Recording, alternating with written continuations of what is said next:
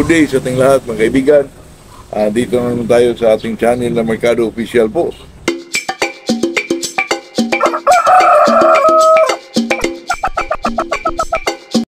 Itong pag-usapan natin mga kaibigan ay bago tayo mag-umpisa ay shoutout muna tayo kay Elmer Pintor, Albay, Patrick Gustilo, Davao City, POD 1286 Game Farm, Ryan Rindon, Christopher Sina, Lubok Bohol, Romel Nabur, Saudi Arabia, Boy Cado, Bicol, Naga City, may laban sa Merkules, Shaira Buntuyan. Good morning sa ating lahat po. Itong pag-usapan natin mga kaibigan ay hindi ko lang alam kung familiar kayo dito. Itong tinatawag nila na white Cuba na manok mga kaibigan. Itong white Cuba na manok mga kaibigan, kung sino mang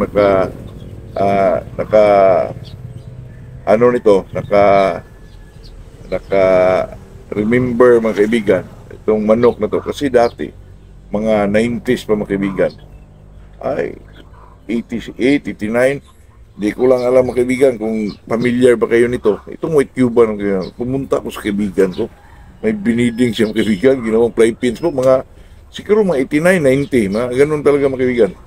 Di, nagpunta ko, mga college days mga kaibigan. Nagpunta ako doon, nakita ko ng niya mga kaibigan, maputi na manok. Siyempre ako, hilig na ako ng manok. Hindi niya alam mga kaibigan na mahilig na rin ako sa manok. Nagtanong ako sa kanya, kung ano to, sabi niya sa akin, white Cuban daw.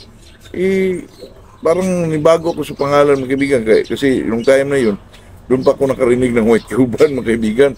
Malaking manok, pero sa pagkakaano ko mga kaibigan, medyo parang hindi naman masyado. Sa tingin ko, parang malaki ulo nakita ko dati. Matagal na kasi yung kaibigan. At saka, humingi ako sa kanya ng isang manok, isang sisim. Hindi ako binigyan po. Kaya, okay lang sa akin. Pinano yung mga kaibigan, tawag dito, pinbitaw. Ang galing po. Kaibigan, saltada, may mga ilag. Parang Bisaya ang away, pero pumagkat mga kaibigan. Napakagaling po. At saka, kaya ako naghingi mga kaibigan kasi puting-puti na manok kaibigan, white Cuban no talaga. Parang mataas yung mukha mga kaibigan. Parang medyo matagal na kasi 90s pa mga kaibigan. Nung humingi ako, hindi ako binigyan mga kaibigan. Okay lang sa akin yun kasi alam mo na, alam ko naman yun kasi ako nag-breed naman. Pero hindi ko talagang hiningi. Ang sinabi ko mga kaibigan, bili ako ng pero hindi ko ako binigyan kaibigan, pero okay lang. Pero nung bumalik ako sa mga kaibigan, umuwi na ako sa bahay namin, yung yung kapitbahay namin, may white Cuban din mga kaibigan, white Cuban galing Negros daw. Di, nakahingi ako ng babae mga kaibigan, binigyan ako ng babae po. Kinocross ko sa puting manok ko mga kaibigan na medyo misisuhin. Sabi nila, kasi dati mga kaibigan, alam mo na, pag sinasabing kahit saan na cross, yung kung ano yung nakadikit na pangalan, yung talaga ang lumutang mga kaibigan. Sabi nila, Sambonga White daw. Di, may cross mga kaibigan, white Cuban to Sambonga White. Alam niyo naman na yung Sambonga White mga kaibigan, napakagaling nun. Kasi sabi nila sa, sa pagkakatuklas ng mga kaibigan, may limon na talaga yung mga kaibigan, yung Sambonga White. At saka limon at saka claret po, talagang magaling sila mga kaibigan.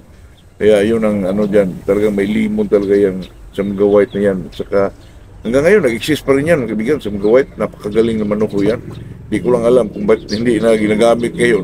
Mga sikat ngayon, White Kelso White Kelso, hindi ko lang alam kung walang mga white yung iba. Pero yung mga white hats, yun ang sikat ngayon. Pero sa laro ng Sambonga White, mga kaibigan, kung may nag-breed yan ngayon, napakagaling po. Nakita ko yan, mga kaibigan, talagang kung sa may ilag ka sa baba, ang Sambonga White, parang may ilag si babae, sa babaw, sa iri, mga kaibigan, parang may ilag sa iri po. Alam nyo na, itong manok kasi mga kaibigan, lalo na pag napakakondisyon at saka healthy ang isang manok, talagang maggawa nila kung anong dapat gawin. Yung mga palo na 2 bisi sa taas mga kaibigan, ito, nakita ko na yun mga kaibigan. At saka itong mga kaibigan, itong white Cuban, ganun din ang away nila mga kaibigan, kaya nung na-cross ko siya sa Sambonga White to white Cuban, lumalabas mga kaibigan, mga puti, napakagaling ko. Talagang pa mga kaibigan, talagang nanalo pa rin. nakaproduce na ako mga kaibigan ng mga 4 na lalaki po noon mga kaibigan, mga 4 na lalaki po. Puro panalo mga kaibigan. At saka ang panalo na, umabot ng 3, may isa, 2, may iba na ano na pilay na, hindi ko na nalaban. Tapos yung manok na yun mga kaibigan, hindi ko na naparami po, hindi ko na ano kasi, alam mo na, bilang isang sabungero, medyo bata ka pa, iba-iba yung isip mo. Di kung sa ngayon pa yung mga kaibigan, talaga i-maintain natin yun kasi nanalo eh. Dati makarinig ng kung anong bloodline, kuha na naman. Ito gusto ko kasi maganda, di ba?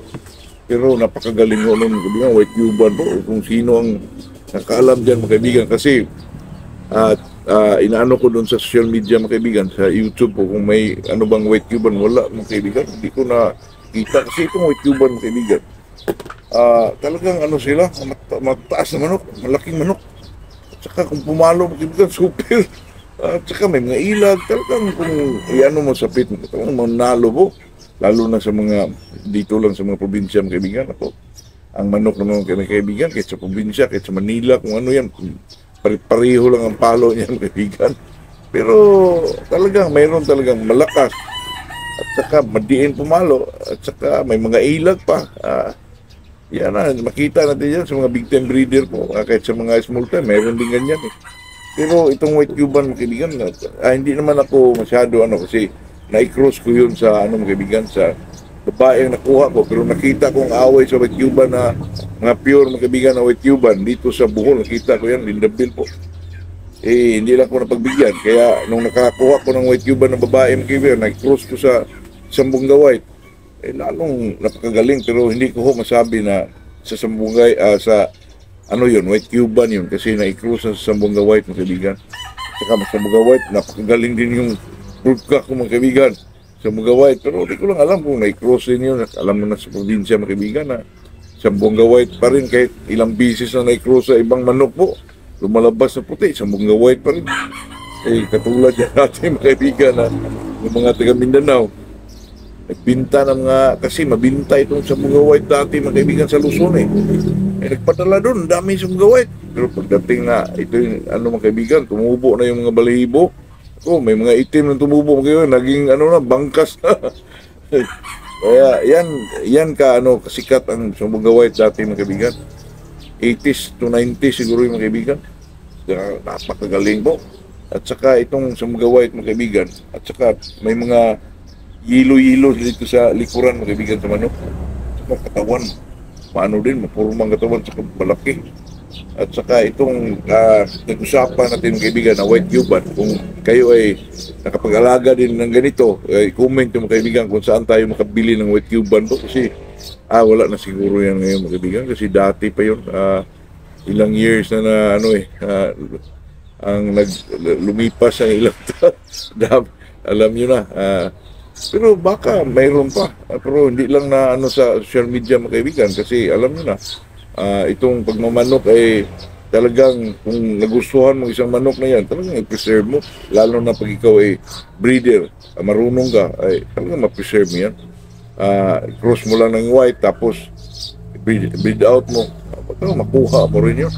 At saka hindi na talaga ganun ang ano, pero ang away, physical attributes, ganun pa rin. Kung magaling ka na breeder po, yun lang ang pag-usapan natin mga kaibigan, itong White Cuban, kung sino may yung nakakaalam o may alam din sa White Cuban, paki-comment naman para mapag-usapan natin ulit ito mga kaibigan kasi sa social media wala po. Good morning sa ating lahat.